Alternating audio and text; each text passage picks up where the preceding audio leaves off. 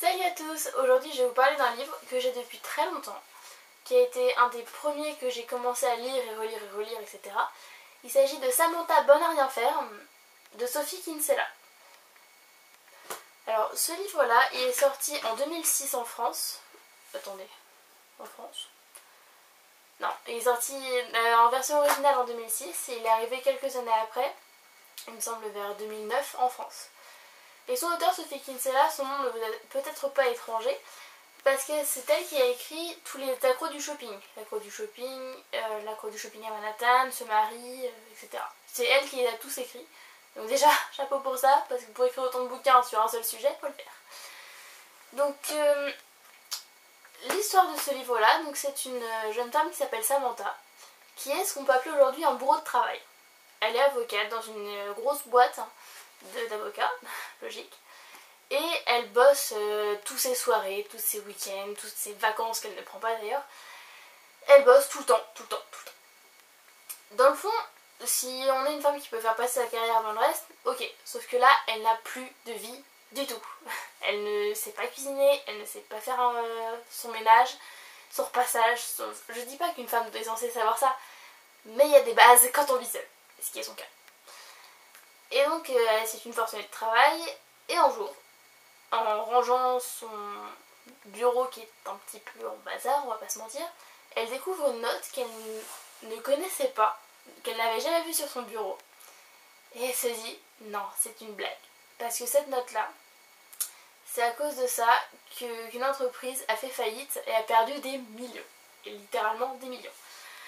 Donc là elle se dit, attendez, je fais quoi là? Qu'est-ce qui se passe? Comment ça se fait que je l'ai pas vu avant? Elle essaye de s'en dépêtrer mais elle n'y arrive pas. Et donc la solution miracle à tout ça, elle prend la fuite. Elle s'en va, elle dit mais j'ai rien fait, j'y suis pour rien, mais on va quand même croire que je suis coupable.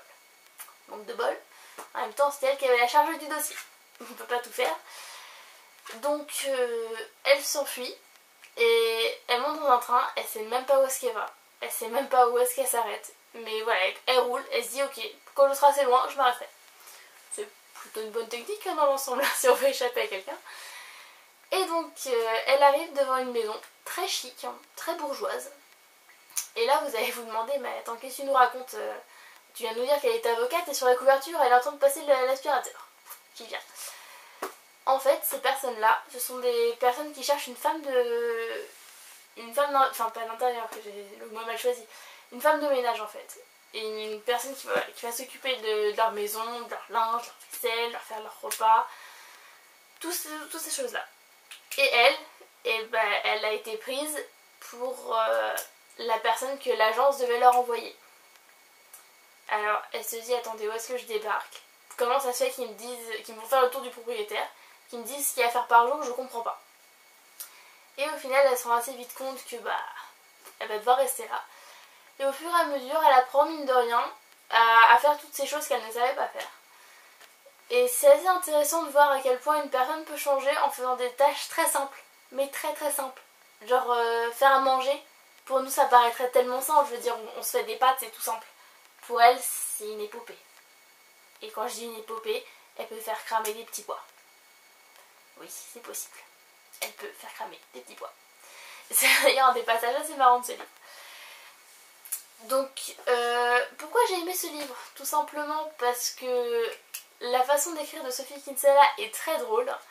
Elle sait manier les mots, tout comme Gilles Gardinier, pardon, je ne trouvais plus le nom. Et en fait, elle sait manier les mots de telle sorte à ce que les personnages sont très attachants. Samantha, cette brave petite, elle essaie de s'en sortir comme elle peut. Elle a beaucoup de mal, on doit bien le reconnaître. Mais elle essaye, et c'est ça que je trouve dingue, c'est que malgré le fait qu'elle ne sait rien faire littéralement de ses mains, elle l'essaye quand même. Et ça, je trouve ça mais juste génial. Donc vraiment, j'aime beaucoup cette auteure. À chaque fois qu'elle sort un livre, je l'achète parce que voilà, c'est un de mes auteurs préférés, tout comme Musso, Lévy et Le Gardinier, ça fait partie de mes chouchous. Ce livre-là, je l'ai particulièrement aimé quand même, parce que faut quand même se rendre compte de la chose et puis c'est assez drôle. Franchement, si j'avais un livre à conseiller à quelqu'un qui veut juste passer un bon moment, se marrer un peu et se dire mais attendez où est-ce que je débarque avec ce bouquet en fait, c'est totalement probable, allez-y.